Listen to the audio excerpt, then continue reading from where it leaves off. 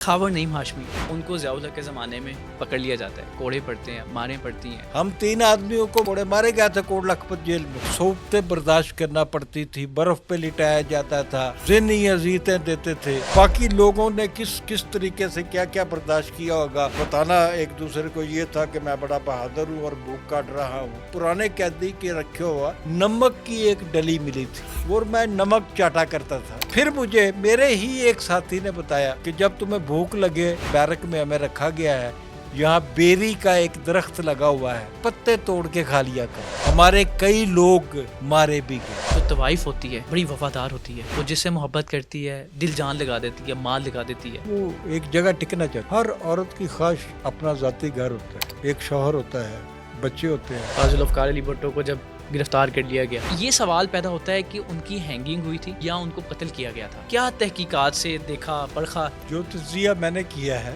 وہ نڈال ہو گئے تھے جس رات انہیں پھانسی دی گئی، 12 سال کے بچے کی طرح ہوگا، ان کو اسٹریچر پہ لے جایا گیا تھا، لیکن ان کی ہینگنگ ہوئی تھی۔ اگر وہ مردہ بھی تھے پھر بھی ہینگنگ ہوئی۔ آپ میڈیا کا انٹرویو کر رہے ہیں، سوال آپ کچھ ایسا کر دیتے ہیں، وہ کہتے ہیں کہ کیمرہ بند کر دیں، اس کے بعد کیا ہوتا ہے؟ اس کے بعد وہی ہوتا ہے جو ایسی عورتیں کرتی ہیں۔ کوشش تو کی تھی اس نے۔ بیشتر جو ایکٹریسز آتی ہیں وہ بازار حسن سے آتی ہیں۔ لڑکیوں کا فلموں میں جانا معیوب سمجھا جاتا تھا، عام گھرانوں کی، شریف گھرانوں کی۔